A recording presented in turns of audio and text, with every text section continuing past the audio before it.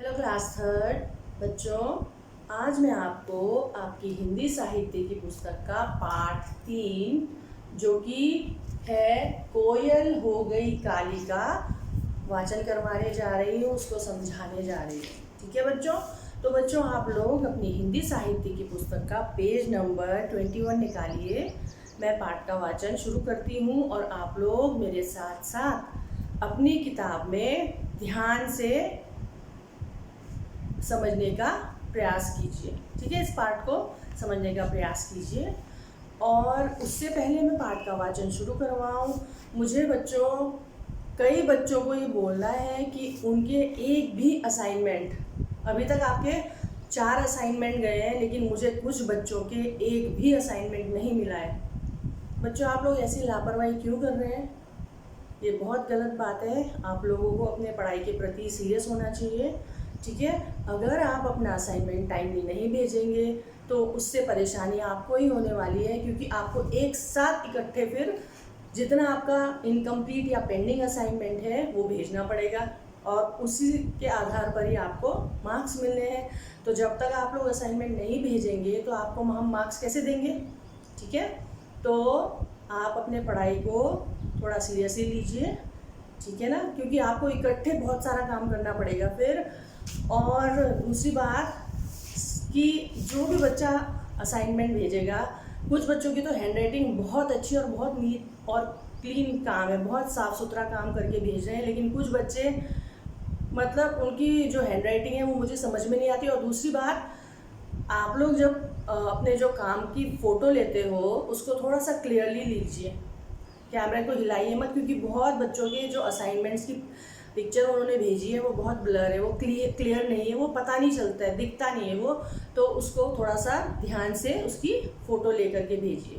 ठीक है बच्चों, और अपना जो असाइनमेंट है जो भी जिस समय आपको उसको भेजना है हमें, तो अपना असाइनमेंट जो है वो टाइमली कंप्लीट करके हमें टाइम से भेजिए, उससे आपको भी परेशानी नहीं होगी। ठीक है ना, और फिर हमको भी दिक्कत नहीं होगी।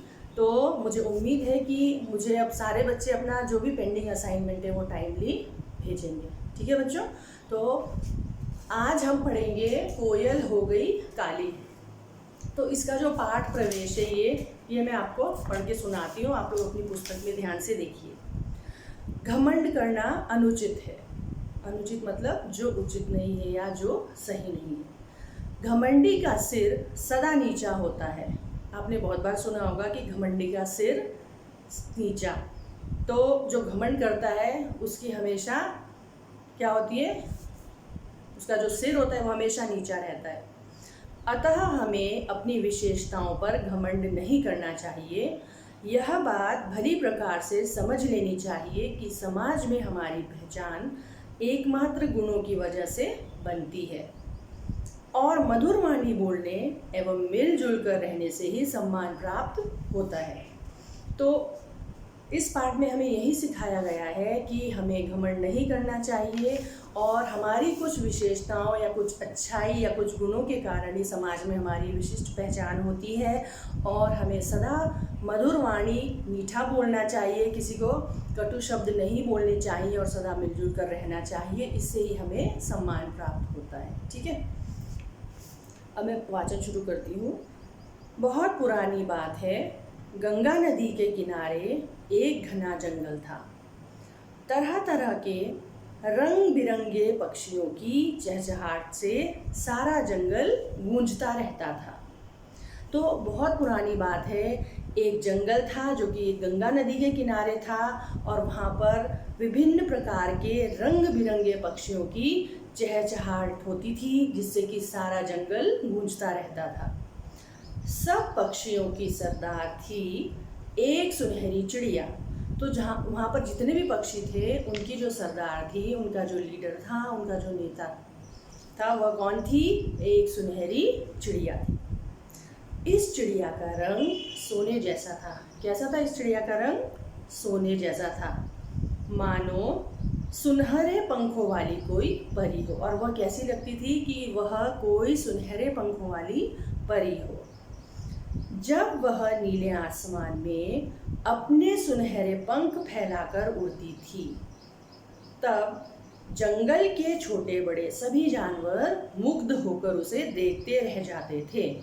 और जब वो सुनहरी चिड़िया अपने सुनहरे पंख फैला करके नीले आकाश में उड़ती थी, तब उस जंगल के जितने भी छोटे या बड़े जो भी जानवर थे वह मुग्ध होकर के, उस पर मोहित होकर के, मुग्ध का अर्थ होता है मोहित होना, तो उसे देखते रह जाते थे क्योंकि वह इतनी सुंदर थी।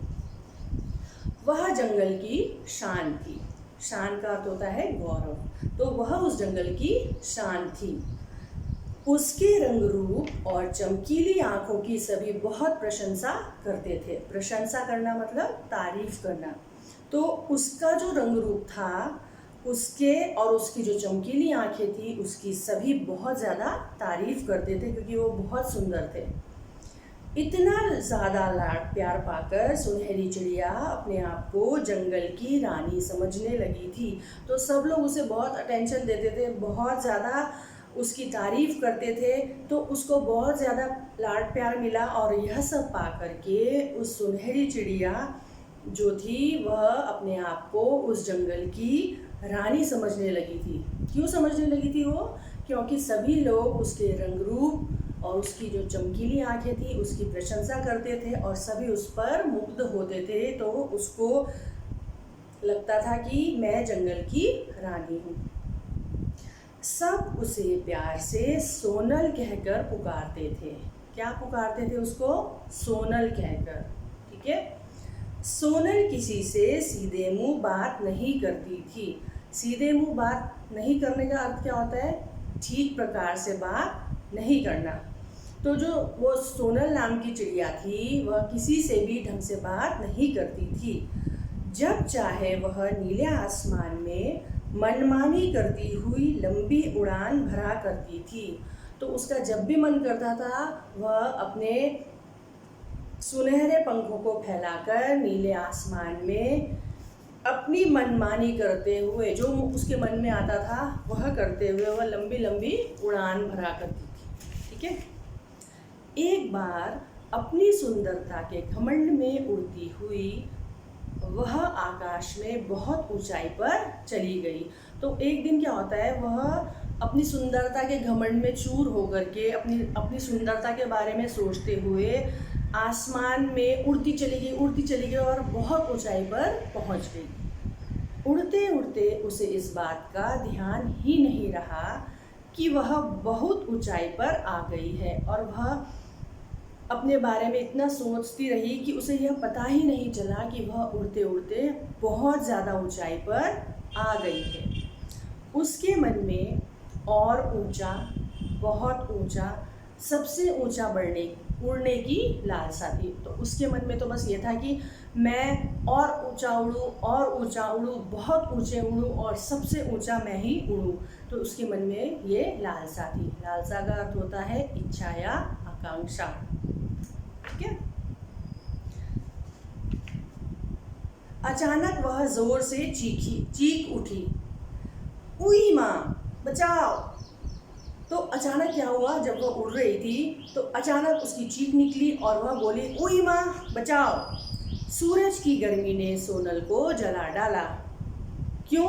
क्योंकि वह इतनी ऊंचाई पर पहुंच गई थी कि वहाँ पर सूरज की गर्मी बहुत ज़्यादा थी और उस गर्मी ने सोनल को जला डाला।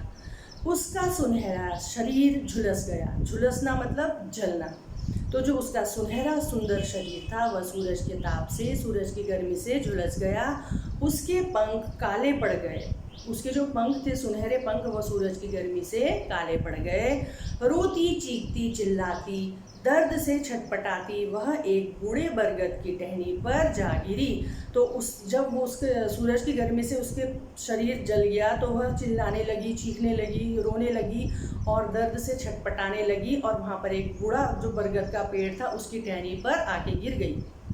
बूढ़े बरगद ने उसे प्यार से सहलाया, उसकी सेवा की। तो वो जो बूढ़ा बरगद का पेड़ था उसने उसको प्यार से सहलाया और उसकी सेवा की। कुछ दिनों के बाद वह ठीक हो गई, पर वह बहुत उदास रहने लगी थी।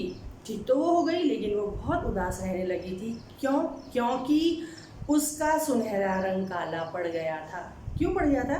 क्योंकि वह इतनी ऊंचाई पर उड़ रही थी और वहाँ पर सूरज की गर्मी इतनी ज़्यादा थी कि उसका सारा शरीर जो था वो सूरज की गर्मी से झुलस गया था, तो उसका सुनहरा रंग काला पड़ गया था। ठीक है, उसे गुमसुम देखकर बूढ़े बरगद ने उसे समझाया। गुमसुम मतलब चुपचाप, उदास।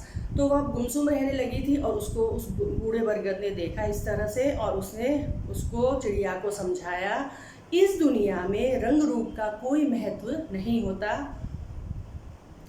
लोगों की पहचान गुणों से होती है, रूप से नहीं। तो उस बूढ़े बरगद ने उस चिड़िया को समझाया कि देखो, इस दुनिया में रंग रूप कोई मायने नहीं रखता, और इंसान का जो गुण है, जो अच्छे विचार हैं, उन्हीं से इंसान की पहचान होती है, ना कि उसके रूप से, उसकी सुंदरता से। ठीक है, अगर तुम सभी के साथ मिलजुल कर रहोगी और सभी से मीठे बोल बोलोगी तो काली होने पर भी फिर से सबकी दुलारी बन जाओगी। दुलारी मतलब प्यारी या लाडली। तो बरगद के जो बूढ़ा पेड़ था, उसने उसको देखो कितना अच्छा समझाया कि इस दुनिया में रंग रूप से का कोई महत्व नहीं है, तुम्हारे गुण ही तुम्हारी सच्ची पहचान है, और यदि तुम अभी भी सबके साथ मिलजुल कर रहोगी और मीठे बोल बोलोगी, प्यार से सबके साथ बात करोगी, तो अभी भी तुम काली होने पर भी सबकी दुलारी, सबकी लाडली बन जाओगी। ठीक है, तभी से सोनल ने मीठी वाणी में, वाणी मतलब आवाज़ या बोली, तभी से सोनल ने मीठी आवाज़ में गाना शुरू कर दिया और अपनी मीठी बोली से सबका मन जीत लिया। तो सोनल को यानी कि उस सुनहरी चिड़िया को उस बूढ़े बरगद की बात समझ में आ गई, और उसने उसी दिन से मीठी वाणी में यानी कि मधुर आवाज़ में गाना शुरू कर दिया, और सबके साथ वह बड़े प्यार से, बहुत मिठास से बात करने लगी। तो क्या हुआ, उसने सबका मन जीत लिया। सभी उसे कोयल के नाम से पुकारने लगे। तो पहले तो उसका नाम सोनल था, क्योंकि वो बहुत सुंदर थी, सुनहरे रंग की थी, सुनहरे पंखों वाली थी।